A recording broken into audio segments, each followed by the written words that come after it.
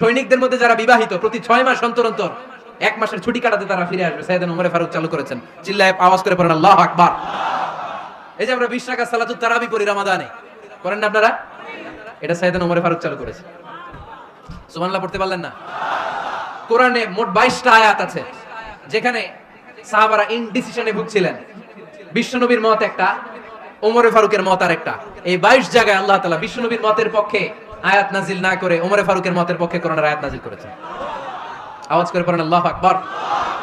এদিকে উঠলেন কেন আপনারা? যারা উঠছেন আমার দিকে তাকান। কিছু ভিতরে ঢুকতেছে, কিছু বাইরেতেছে না?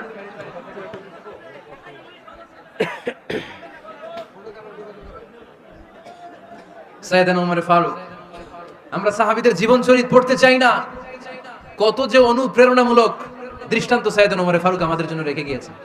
ওমর ফারুক যখন খলিফা, দিনের বেলায় যদি রাষ্ট্রে কোনো নিয়ম জারি করতেন, দিনের বেলায় জনগণকে কোনো বিষয়ে যদি নিষেধ করতেন, রাত্রে বেলায় খাওয়ার সময় ফ্যামিলি মেম্বারদের সবাইকে বলতেন, এই দিনের বেলা আমি জনগণকে এই কাজ করতে নিষেধ করেছি, তোমরা আমার ফ্যামিলি মেম্বার, খবরদার তোমরা এই কাজ করো না। জনগণ করলে যতটুকু শাস্তি, তোরা করলে পাবি ডবল শাস্তি। সুবহানাল্লাহ কইবেন না? আমাদের নেতারা ওই বাড়ির বিচার করে, ওই বাড়ির মাইয়ার বিচার, ওই বাড়ির পোলার বিচার, নিজের পোলা গাঞ্জা টানে, আছে না নাই? নিজের মেয়ে অপরাধ করে, আছে না নাই? কি নেতা ছিলেন ওমর ফারুক! আগে নিজের ঘর সামলিয়েছেন, আগে নিজেকে সামলিয়েছেন, নিজের ঘর ঠিক করেছেন। বলেছেন জনগণ করলে যত ব্যাড, তোরা করলে double bad. This is call leader, ঠিক কি না? এক বাবা এসে বললেন, ওমর ফারুক আমার ছেলে কথা শুনে না, বেয়াদব। ওমর ফারুক ছেলেরে ডাকলেন, বাবা তুমি তোমার আব্বাজানের কথা শোনো না, এটা তো কবিরা গুনাহ। ছেলে বলে, ওমর ফারুক সব দায়িত্ব আল্লাহ ছেলে মেয়েদেরকে দিয়েছে, বাবা মাকে কোনো দায়িত্ব দেয়নি। ওমর ফারুক বললেন, অবশ্যই দায়িত্ব দিয়েছে। তাহলে বলেন আমার বাবার দায়িত্ব কি? উনি বললেন, প্রাইমারিলি প্রথমত 3 দায়িত্ব। আইয়ানতাকিয়া উম্মাহ, পৃথিবীর প্রতিটি বাবার উচিত ছেলেদের মেয়েদের জন্য ভালো মায়ের ব্যবস্থা করা। 2 নম্বরে আইয়ুহসিনা ইসমা, সুন্দর তার একটা নাম রেখে দেয়া। 3 নাম্বার ইউআল্লিমাহুল কিতাব, তার আল্লাহর কিতাব শিক্ষা দেওয়া। এবার ছেলেকে আমার আব্বা 3টার একটাও করে নাই। এবার ওমর ফারুক রেগে গেলেন, বাবার কাঁধে ধরলেন, বললেন তুই ছেলের জন্য বিচার নিয়ে আসলি, তোর 3টা দায়িত্বের একটাও তুই পালন করিস নাই। ছেলে বলে, আমিরুল মুমিনিন, আমার মা নর্তকী, আমার মা মাজুসি, আমার মায়ের মধ্যে কোনো আদব কাদব নাই, সুন্দরী দেখে আমার মা রে বাবা বিয়ে করছে, আমার মায়ের কাছ থেকে জীবনে কিছু শিখি নাই। 2 নাম্বার সাম্মানি খানফাসা, আমার বাবা আমার নাম রেখেছে চামচিকা। কি নাম রাখছে? এটা নাম হইলো একটা? এরকম উল্টাপাল্টা নাম আছে না নাই? না, এগুলো রাখবেন না। আব্দুল্লাহ রাখবেন, আব্দুর রহমান রাখবেন, আর একটা কি বলছি আজকে? হুযাইফা রেখে দিয়েন, পারবেন? ওয়ালাম ইউআল্লিমনি হারফাম মিন কিতাবিল্লাহ, আমিরুল মুমিনিন। শুধু তাই না, আল্লাহর কোরআনের একটা অক্ষর আমার বাবা কোনোদিন আমারে শিক্ষা দেয় নাই। ওমর ফারুক রেগে গেলেন, এবার বাবার কান্দে ধইরা মারতে শুরু করলেন। তুই পোলার নামে বিচার নিয়ে এসেছিস, তোরে মার দিমু আগে। এরকম নেতার দরকার আছে না নাই? মদিনায় এক লোক তার বউরে রাগের চোটে 100 তালাক দিয়ে দিয়েছে। কয় তালাক দেয়ার নিয়ম কয়টা? দিছে কয়টা? এবার স্ত্রী কাঁদতে কাঁদতে এসে বলে, আমিরুল মুমিনিন দেখেন, আমার স্বামী আমারে রেগে মেগে 100 তালাক দিছে। ওমর ফারুক বললেন, দইরা নিয়ে এটারে নিয়ে আসা হলো। ওমর ফারুক বললেন, কয়টা তালাক দিয়েছো? কয় 100টা। কেন দিছো? কয় মাথা গরম ছিল। এরকম আছে না? তালাক দেওয়ার সময় সব তালাক, তুই তালাক, তোর মা তালাক, তোর বোন তালাক, সব তালাক। তালাক দিবে ওয়াইফ রে, দিতেছে সবাই রে। তোমার ফারুক বললেন, দিবে 3টা, 100টা দিলা কেন? কয় মেজাজ গরম ছিল। কয় দাঁড়া, আত-তালাকু মিন শাআইরিল্লাহ, তালাক হচ্ছে আল্লাহর দেয়া বিধানের একটা নিদর্শন, এটা নিয়ে তুই খামখেয়ালি করলি। আমার রায় শোন, আমার রায় হচ্ছে 3 তালাকে তোর বউ তালাক, বাকি 97 তালাক তোর পিঠের উপরে পড়বে। এরকম বিচারের দরকার আছে না নাই? এরকম দৃষ্টান্তমূলক বিচার যদি বাংলার জমিনে দেয়া হতো, আর কোন নারী ধর্ষিতা হতো, আর কোন নারীকে অ্যাসিড মারা হতো, আর কোন নারী যৌতুকের জন্য কান্না করত? একটা মন লাগবে, বেশি না। কয়টা লাগবে? তিনি গভর্নর সিস্টেম চালু করেছিলেন, গভর্নর সিস্টেম, ইসলামিক স্টেট।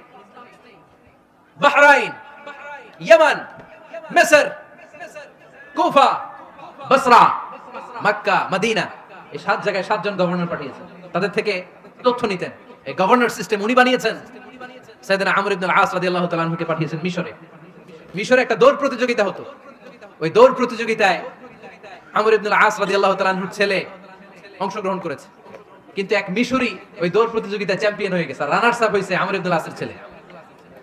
এবার মিশরি ফার্স্ট আর গভর্নরের ছেলে সেকেন্ড। রাগের চোটে আমর ইবনুল আসের ছেলে ওই মিশরির মাথার মধ্যে কয়েকটা বাড়ি মেরেছে। মিশরি বলে, আমার মাল্লা কেন? তুমি খেলাই পারো না, আমারে মাল্লা কেন? কয় আনা ইবনুল আকরামিন, আমি গভর্নরের পোলা, আমি যা বলবো এটাই হবে, আমার উপরে কথা নাই। মিশরি ওইখানে আর ঝগড়া বাঁধায় নাই, মনে দুঃখ নিয়ে মদিনায় চলে আসলেন। এসে বললেন, আমিরুল মুমিনিন, আপনি আমর ইবনুল আস রাদিয়াল্লাহু তাআলা আনহুকে মিশরের গভর্নর বানিয়ে পাঠিয়েছেন। একটা প্রতিযোগিতায় আমি চ্যাম্পিয়ন হয়েছি, ওনার ছেলে হয়েছে রানার আপ। কেন সে চ্যাম্পিয়ন হতে পারে নাই? এই কারণে আমার মাথায় লাঠি দিয়ে 3টা বাড়ি মেরে বিচারটা দিছে কার দরবারে? কথা বুঝেন নাই বোধহয়? ওমর ফারুকের দরবার। ওমর ফারুক বলেন, তাই আগামী বছরের অমুক তারিখ আমি সব গভর্নরদেরকে ডেকে হিসাব নেই, তো ওই দিন তুই থাকবি, পারবি না? মিশরি বলে, পারবো মানে অবশ্যই পারবো। ওই দিন 7 রাজ্য থেকে 7 গভর্নর হাজির, গভর্নরদের ছেলেরাও হাজির, মিশরীয় হাজির। 7 গভর্নরের কাছ থেকে 7 এলাকার খোঁজ খবর নেয়ার পরে ওমর ফারুক বললেন, আইনাল মিসরি, মিশরি লোকটা কই, এদিকে আয়। মিশরি সামনে আসার পরে বলল, আমর ইবনুল আস, তুমি মিশরের গভর্নর, তোমার ছেলে সহ তুমি আসো। আমর ইবনুল আস এসে সামনে বসে রইলেন। এবার বললেন, ও আমর ইবনুল আসের ছেলে, তুমি নাকি ইবনুল আকরামিন গভর্নরের ছেলে, তুমি যা বলবা মিশরে নাকি তাই হবে, তোমার নাকি অনেক দাপট। নিজে একটা লাঠি এনে মিশরীর হাতে দিয়ে বলল, এবার তোর মাথায় যতটা মারছে তুই ততটা গুনে গুনে মার, আমি দেখবো। আমর ইবনুল আস দেখবে, আমর ইবনুল আসের ছেলেরে তুই এখানে মার। সে বলতেছে, থাক, আপনি বলছেন এতেই যথেষ্ট, মারা লাগবে না, আমি মাফ করে দিলাম। ওমর ফারুক বলল, খবরদার, মার, মার ওর মাথার মধ্যে। মিশরি ওমর ফারুকের ধমক শুনে ভয়ে ভয়ে 3টা বাড়ি মারলো। এই বাড়ি মারা দেখেও ওমর ফারুকের হৃদয় ঠান্ডা হয় নাই। লজ্জায় আমর ইবনুল আস, বয়স হয়ে গিয়েছে, সাহাবা, মাথা তখন টাক, মাথায় চুল নাই, লজ্জায় মাথাটা হেট হয়ে মাথাটা নিচু করে রেখেছে। এবার রাগের চোটে ওমর ফারুক বললেন, এবার আমর ইবনুল আসের টাক মাথার মধ্যে একটা মার। মা কেন ছেলেকে শিক্ষা দিতে পারে নাই? ইয়া আমর ইবনুল আস, মাতা জাআলতুমুন নাস আবিদা, তোমরা কখন মিশরীদেরকে নিজেদের দাস বানায় নিলা? ওয়াকাদ ওয়ালাদাতুম উম্মুহুম আহরারা, আর ওদের মায়েরা তো ওদেরকে স্বাধীন সন্তান হিসেবে প্রসব করেছে। মানুষদের উপর ক্ষমতাগিরি করার জন্য গভর্নর পাঠাই নাই। খবরদার, জনগণ, তাদেরকে দেখভাল করার জন্য তোমাদেরকে পাঠানো হয়েছে, তাদের উপর কোনো অত্যাচার করার জন্য নয়। চিল্লায় বলেন ঠিক কি না? এরকম নেতা কয়টা লাগবে? কয়টা? ওই নেতার নাম কি? ওমর। হ্যাঁ, হুয়া ইয়াতি ওমর। 22 জায়গায় বিশ্বনবী কয় একটা, ওমরে ফারুক বলে আরেকটা। আল্লাহ বলে, বিশ্বনবী, আপনার পক্ষে আমি আয়াত নাজিল করতে পারলাম না, আমি ওমরের পক্ষে নাজিল করে দিলাম। বিশ্বনবী বলতেন, ইন্নালি কুল্লি উম্মাতিন মুহাদ্দাস, সব উম্মতের মধ্যে, সব নবীর উম্মতের মধ্য থেকে একজন করে আল্লাহ তাকে মুহাদ্দিস বানাতো। মুহাদ্দিস না, মুহাদ্দাস। মুহাদ্দাস মানে এমন লোক যিনি যা ভাবতো ওই ভাবনাটাই আল্লাহ আয়াত হিসেবে নাজিল করে দিতেন। বিশ্বনবী বলেন, আমার উম্মতের মধ্যে মুহাদ্দাস হচ্ছে সাইয়েদনা ওমর।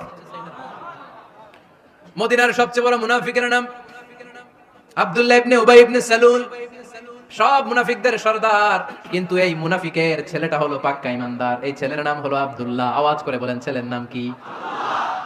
আব্দুল্লাহ ইবনে উবাই ইবনে সালুল। মুনাফিক সরদার যখন ইন্তেকাল করলো, সাইয়েদনা আব্দুল্লাহ রাদিয়াল্লাহু তাআলা আনহু বিশ্বনবীর কাছে এসে চোখের পানি ছেড়ে ডেকে বলে, নবী, আপনিও জানেন, আমিও জানি, মদিনার সবাই জানে আমার আব্বা মুনাফিকদের সরদার, কিন্তু আমার মন তো মানে না, আমার তো পিতা, আমার তো বাবা লাগে, আমার জুমান মানে না।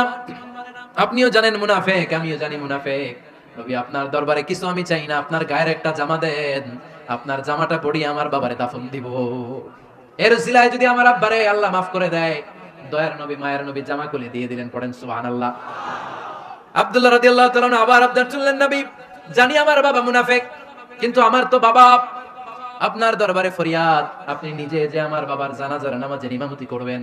দয়ার নবী, মায়ার নবী জানাজার নামাজে যেতে চাইলেন। ওমরে ফারুক বললেন, নবী না, খবরদার, আপনি উবাই ইবনে সালুলের জানাজায় যাবেন না। বিশ্বনবী জোর করে যেতে চাইলেন। সাইয়েদনা ওমরে ফারুক বিশ্বনবীর জামা পেছন থেকে টেনে ধরলেন। আল্লাহু আকবার। টেনে ধরলেন, যাবেন না আপনি। ওমরে ফারুকের হাত থেকে হ্যাচকা টান মেরে জুব্বা টান দিয়ে বিশ্বনবী জানাজায় চলে গেলেন। রব্বুল আলামিন আয়াত নাজিল করলেন, ইস্তাগফির লাহুম আও লা তাস্তাগফির লাহুম ওয়া ইন তাস্তাগফির লাহুম ৭০ মাররাতান ফালান ইয়াগফিরাল্লাহু লাহুম। নবী গো, একবার নয়, দুইবার নয়, ৭০ বারও যদি এই মুনাফিকের জন্য আপনি ক্ষমা চান, তার জন্য ক্ষমা নাই, তার জন্য আছে জাহান্নাম। ওয়ালা তাকুম, আপনি যাবেন না আলা কবরি, কখনো তাদের জানাজায় যাবেন না। এই যে একটা ভুল করে ফেলছেন, এটা এবারই শেষ, এরপরে আর যাবেন না। সাইয়েদনা ওমর ফারুকের পক্ষে আল্লাহ তাআলা কোরআনের আয়াত নাযিল করে দিলেন। চিল্লায় পড়েন আল্লাহু আকবার। এভাবে 22টা জায়গায় ওমর ফারুক যা বলেছে, এটা নিয়ে একটা আলাদা আলোচনা হইতে হবে, আলাদা একটা আলোচনা লাগবে যে 22টা আয়াতে আল্লাহ তাআলা বিশ্বনবীর পক্ষে কোরআনের আয়াত নাযিল না করে সাইয়েদনা ওমর ফারুকের পক্ষে আয়াত নাযিল করেছেন। চিল্লায় পড়েন সুবহানাল্লাহ। ওই ওমরে ফারুককে আমাদের মডেল বানানোর দরকার আছে না নাই?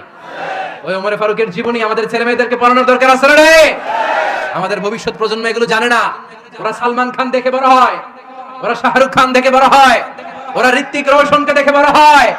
ওরা মনে করে যে এরাই বড় সুপার হিরো। আমাদের যে কত বড় সুপার হিরো আছে এরা জানেই না। নতুন প্রজন্মের কর্ণকোহরে সাইয়েদনা ওমরে ফারুকের ইতিহাস পৌঁছে দেওয়ার দরকার আছে না নাই? ওমরে ফারুকের ইন্তেকালের ঘটনাটা বলেই আমরা মুনাজাতের দিকে যাব। শুনবেন? শুনতে চান? উনি স্বপ্নে দেখলেন একটা লাল মোরগ ওনাকে 3টা ঠোকর মেরেছে। কয়টা? উনি জুমার নামাজে, জিলহজ মাসের শেষ সপ্তাহে জুমার নামাজে বললেন যে একটা লাল মোরগ 3টা ঠোকর মেরেছে।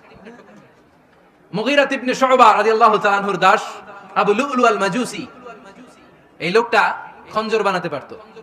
মুগীরা রাদিয়াল্লাহু তাআলা আনহুর দাস। মুগীরা প্রতিদিন 4 দিরহাম করে চার্জ করতো, যেহেতু দাস। সে এসে বিচার দিল, আমিরুল মুমিনিন, মুগীরা আমার থেকে বেশি টাকা চায়, জুলুম করে। ওমরে ফারুক বললেন, তাই? তুমি কি কাজ জানো? বলে, আমি খঞ্জর বানাতে জানি। বাড়ি কই? পারস্য। আরে তুমি খঞ্জর বানাতে জানলে তো 4 দিরহাম অনেক কম, সে তো আরো বেশি টাকা নেওয়া দরকার ছিল তোমার থেকে। আবু লুলুর এই কথা পছন্দ হয় নাই। সে কয়, ওমর তুমি সবারে দয়া দেখাও আর আমার ক্ষেত্রে কঠিন নিয়ম বানাইলা, দাঁড়াও এই নিয়ম তোমার আমি দেখাবো। এই রাগে সে বাড়িতে যে একটা খঞ্জর বানালো। কি বানালো? খঞ্জর চিনেন? ছোট্ট ছুরি। কিছুদিন আগে ওমানের সুলতান কাবুস ইন্তেকাল করেছে, জানেন আপনারা? ওনার এই কোমরের মধ্যে খঞ্জর থাকতো, ছবিতে দেখছেন? আরব শাহেক যারা সুলতান আমির, কোমরে কি থাকে? ছোরা থাকে, খঞ্জর। সে বাসায় যে একটা খঞ্জর বানালো, যে খঞ্জরের 2 মাথা, লাহু রাসান ওয়া মাকবাদাতুহু ফি ওয়াসাতি, আর ধরার হ্যান্ডেলটা মাঝখানে, এদিকেও ছুরি এদিকেও ছুরি, যাতে এইভাবে মারা যায়। সে ধার দিতে লাগলো আর বলল, ওমর দাঁড়াও তোমার আমি দেখাবো। ওমরে ফারুক মসজিদে নববীর ইমাম, ফজরের নামাজের সময় এই আবু লুলু আল মাজুসি বুরনুস পরে, চাদর পরে, লুকিয়ে লুকিয়ে, সে অগ্নি উপাসক, মুমিন নয়। ওমরে ফারুক অ্যাটাক করার জন্য গেলেন মসজিদে নববীতে। ওয়াকানু ইউসাল্লুনা বিগালাস, তখন ওনারা অন্ধকারে নামাজ পড়তো। নামাজের সময় যখন হলো, লুকিয়ে লুকিয়ে প্রথম কাতারে ওমরে ফারুকের পিছনে মুয়াজ্জিনের পাশেই দাঁড়ালেন, হাতে খঞ্জর। ইকামত হলো, ওমরে ফারুক সালাত শুরু করলেন, ফজরের সালাত, আল্লাহু আকবার। নামাজ শুরু করলেন, সূরা ফাতিহা বললেন। আরেকটা সূরা যখন পড়তে যাবেন, in the mean time Abu Lulu এই খঞ্জর নিয়ে ওমরে ফারুকের বুকের মধ্যে 3টা স্টেবিং করলেন। একটা মারলেন নাভির নিচে, মারার সাথে সাথে পাকস্থলী কেটে গেল। আরেকটা মারলেন পাজরে, পাজর ছিঁড়ে গেল। 3টা মারার পরে ওমরে ফারুক বললেন, কাতালানি আল কালব, এক কুকুর আমাকে মেরে ফেলেছে। পেছন থেকে এক সাহাবীকে টান মেরে সামনের দিকে নিয়ে গেলেন, তুমি নামাজের ইমামতি করাও। আর ওমরে ফারুককে বাকিরা ধরাধরি করে পেছনে নিতে আরম্ভ করলেন। আর এই আত্মাই আক্রমণ যে করেছে, সে কাতারের মাঝখান দিয়ে যেতে আরম্ভ করলো আর 2 দিকে ছুরি মারতে আরম্ভ করলো। 13 জন সাহাবীর গায়ে ছুরি মেরেছে, 7 জন সাহাবা স্পট ডেথ, জায়গায় মৃত্যু। এই ভয়ঙ্কর অবস্থা দেখে এক সাহাবী বুরনুস, এক ধরনের জুব্বা আছে মাথাওয়ালা, অনেকে জ্যাকেট পরছেন না এরকম মাথাওয়ালা, লম্বা জুব্বা আছে, আরবরা শীতে পরে মাথাওয়ালা। এই মাথাওয়ালা জুব্বা বের করে এক সাহাবী জালের মতো তার দিকে উড়ায় মারল। ওই বুরনুসের মধ্যে পেঁচিয়ে আবু লুলু মাটিতে পড়ে গেল আর সুইসাইড করে ফেলল, নিজের বুকে নিজে মেরে আত্মহত্যা। যেই সাহাবীকে ইমামতির জন্য দাঁড় করালেন, উনি ছোট্ট সূরা দিয়ে, প্রথম রাকাতে সূরা আল কাউসার, দ্বিতীয় রাকাতে সূরাতুল ইখলাস দিয়ে নামাজ শেষ। ওমরে ফারুক বেহুশ। ওমরে ফারুক কি? হ্যাঁ, বেহুশ। সবাই কান্নাকাটি করতেছে, সবাই দেখতে গেলেন, এখন হুঁশ ফিরে না। মুখের মধ্যে, মুখ খুলে রাষ্ট্রের চিকিৎসক মুখের মধ্যে দুধ দিলেন, ওই নাভি দিয়ে দুধ বের হয়ে যায়, পাকস্থলী কেটে ওখান দিয়ে দুধ বের হয়ে যাচ্ছে। তারা বললো, ওনারে বাঁচানো সম্ভব না, দেখেন হুঁশ ফিরে কিনা। হুঁশ ফিরলে ওনার পরে কে আমির হবে, উনি যেন প্যানেল ঠিক করে দিয়ে যায়। সবাই তাকিয়েছে ওমরে ফারুকের চোখের দিকে। আল্লাহর মেহেরবানিতে ঘন্টা খানিক পরে উনি চোখ খুললেন। চোখ খোলার পরেই বলেন নাই, ও মা আমি মরে যাই। চোখ খোলার পরে উনি বলেন নাই, কে মারলো আমারে। চোখ খোলার পরে উনি বলেন নাই, আমার পরে নেতা কে হবে। চোখ খোলার পরে সর্বপ্রথম কথাটি ছিল, আসল্লান নাস, আমার নেতৃত্বে যে ফজরের নামাজটা শুরু হয়েছিল, এটাকে ঠিকমতো তোরা পড়েছিলি? আমার নেতৃত্বে যে ফজরের জামাত শুরু হয়েছিল, সেটা ঠিকঠাক মতো সমাপ্ত হয়েছিল কিনা আগে বল। আসল্লান নাস, নামাজটা হয়েছে কিনা বল। সুবহানাল্লাহ কইতে পারলেন না? This is Omar, hour super hero. নেতা অনেকগুলো লাগে না, এরকম নেতা একটাই যথেষ্ট, যে গোটা বিশ্বকে কাঁপায় দিতে পারে। চিল্লায় বলো ঠিক কিনা? আমরা চাই আমাদের ছেলেগুলো ওমরে ফারুকের মতো বড় হোক। আমরা চাই আমাদের ছেলে মেয়েগুলো খাব্বাব, খুবাইব, সাইয়েদনা আলী, উসমান, আবু বকর রাদিয়াল্লাহু তাআলা আনহুর অনুসরণে বড় হোক, ঠিক কিনা? আমরা একটা ওমর চাই, যিনি আমাদেরকে সালাতের শিক্ষা দিয়ে গিয়েছেন, ইন্তেকালের আগে বলেছেন সাল্লান নাস। এজন্য আমরা যেন নামাজ কখনো নষ্ট না করি। আল্লাহর জমিনে দ্বীন বাস্তবায়ন, আসাদুহুম ফি আমরিল্লাহি ওমর। ওমর রাদিয়াল্লাহু তাআলা আনহুর মতো এত কঠোর কেউ ছিলেন না। তাই দ্বীন বাস্তবায়নে আমরা যেন কাউরে ছাড় না দেই। সবার আগে আল্লাহর দ্বীন, সবার আগে আল্লাহর কোরআন, সবার আগে আমার ইসলাম, ঠিক কিনা?